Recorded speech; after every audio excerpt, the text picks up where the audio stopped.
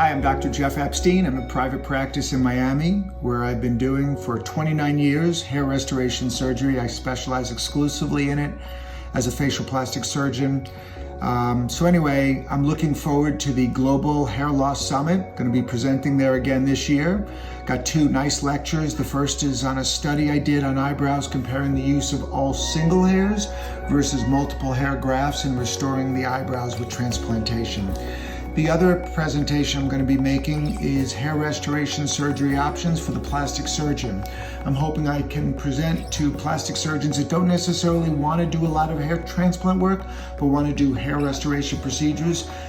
They get an understanding of what they can do, things like hairline lowering surgery, scar repairs, smaller FUE procedures, fat transfer, and a variety of other therapies and surgical options that they can provide. Anyway, it should be a great meeting. I'm looking forward to meeting you there. As you all know, this is an online virtual conference. It's a great one, and enjoy. Thank you.